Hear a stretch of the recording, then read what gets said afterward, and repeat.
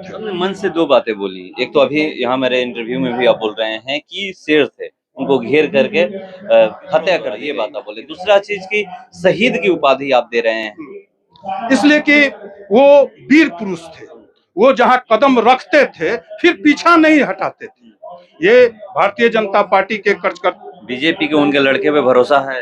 पूर्ण भरोसा है। हम ही को क्या पता, भारतीय जनता पार्टी को भरोसा है, भारतीय जनता पार्टी को भरोसा है। ये भी पता चला था कि आर.के. सिंह यहाँ पर आने वाले थे, नहीं आ पाए। हाँ, नहीं आ पाए, अस्वस्थ हो गए। उन्होंने पिछली बार आया था और राकेश को, उनके पूरे परिवार को आशीर्वाद देकर। केंद्रीय मंत्री आर.के. सिंह के प्रतिनिधि पहुंचे हुए यहाँ पर आज स्वर्गीय विश्वेश्वर ओझा की 8वीं पुण्यतिथि मनाई जा रही है। आज यहाँ पर आप पहुंचे और मंच पे जिस तरीके से आप भाषण दिए, क्या कभी आप विश्वेश्वर ओझा से कब मिले थे और क्या कुछ वो बात आपको याद आ रही है, आज भी याद करते हैं? विश्वेश्वर ओझा जी हम लोगों के नेता थे और ये शाहपुर से तो निकले थे, लेकिन पूरे शाहाबाद के और बिहार के एक लीडर के रूप में थे, इसलिए कि उन्होंने एक सकारात्मक कार्य यहाँ पर प्रारंभ किया था। पंडित मदन मोहन मालवीय जी का, जो बीएचयू के जो संस्थापक थे, उनका उन्होंने पुण्यतिथि रमना मैदान में मनाने का कार्य किए थे। उसमें हमसे वो संपर्क लिए थे कि किस तरह से वहाँ पर ज्यादा से ज्यादा लोग एकत्रित हो और अच्छे से अच्छे इस कार्यक्रम के माध्यम से पूरे देश में पंडित मदन मोहन मालवीय के बारे में जो विचार हैं उसको हम लोग युवाओं के बीच में बताया जाए। भारतीय जनता पार्टी के जितने भी संगठन के चुनाव होते थे जिले के, उसमें उनकी मुख्य भूमिका रहती थी और उस भूमिका में सभी कार्यकर्ताओं को सम्मान देते हुए उचित पद पर वो सकारात्मक रूप से सहयोग करते थे। यहाँ तक कि अनेकों बार हमसे उनको भोजपुर के विकास के बारे में चर्चा होती थी और जब उनकी जिस दिन मृत्यु हुई थी उस दिन उन प्रेम कुमार जी मंत्री बिहार सरकार के थे और उनका कार्यक्रम तरारी में था, कुरमुरी में, और हमको उनसे निवेदन था कि विश्वेश्वर ओझा जी भी उस कार्यक्रम में भाग लें, लेकिन जब हम फोन किए तो वो बताए कि हम कोइलवर पुल पार कर गए हैं, जाम से निकल गए हैं, हम उस कार्यक्रम में धीरेन्द्र हम जरूर आएंगे। लेकिन वो समय था 9 बज रहा था, उन्होंने बोला कि हम शाहपुर जा रहे हैं और शाहपुर से हम घूमकर वहां पर पहुंचे, लेकिन वो वहां पर नहीं पहुंच पाए और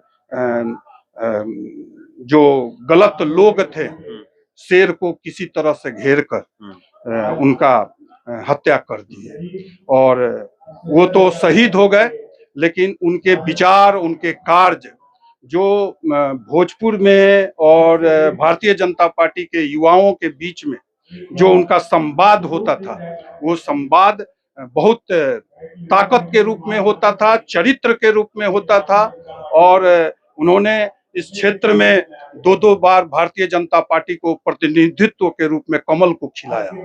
तो विश्वेश्वर ओझा एक नेता थे और हम लोग उनको बड़े भाई के रूप में देखते थे और आने वाले समय में उनकी जो विकास की जो सोच थी उसको राकेश, उनके पुत्र, उसको पूरा करेंगे। और ऐसे आज तो बहुत नेता आते यहाँ पर, लेकिन बिहार का विधानसभा का आज विश्वास मत है, नहीं तो यहाँ तो जमघट आज रहती, लेकिन सभी का आशीर्वाद राकेश ओझा पर समर्पित है। अपने मन से दो बातें बोली। एक तो अभी यहाँ मेरे इंटरव्यू में भी आप बोल रहे हैं कि शेर थे, उनको घेर करके हत्या कर दी गई, ये बात आप बोले। दूसरा चीज की शहीद की उपाधि आप दे रहे हैं, इसलिए कि वो वीर पुरुष थे, वो जहां कदम रखते थे फिर पीछा नहीं हटाते थे। ये भारतीय जनता पार्टी के कार्यकर्ताओं को एक मैसेज दिए कि भारतीय जनता पार्टी का जो कार्यकर्ता होता है वो शेर की तरह होता है, जो पार्टी का जो निर्णय होता है उसके साथ खड़ा रहता है। तो विशेश्वर ओझा उस कार्यकर्ताओं के श्रेणी में श्रेष्ठ थे। बीजेपी के उनके लड़के पे भरोसा है? पूर्ण भरोसा है। हम ही को क्या पता, भारतीय जनता पार्टी को भरोसा है, भारतीय जनता पार्टी को भरोसा है। ये भी पता चला था कि आर.के. सिंह यहाँ पर आने वाले थे, नहीं आ पाए। हाँ, नहीं आ पाए, अस्वस्थ हो गए। उन्होंने पिछली बार आया था और राकेश को, उनके पूरे परिवार को आशीर्वाद देकर यहाँ से गए। तो देखिए ये क्यों बोल रहे हैं, आज मंच से ये शहीद की उपाधि दिए हैं यहाँ पर विश्वेश्वर ओझा को, कि शहीद वीर विश्वेश्वर ओझा। तो यहाँ पर और सबसे बड़ी बात ये है कि बेटे पे भरोसा है, बेटे उनकी विरासत को आगे बढ़ाएंगे और जिस तरह से उनकी विकास की सोच थी उसी तरह ये भी आगे काम करेंगे, इनका कहना है। चलिए फिलहाल इसको इतना ही, बने रहिए हमारे साथ, नमस्कार।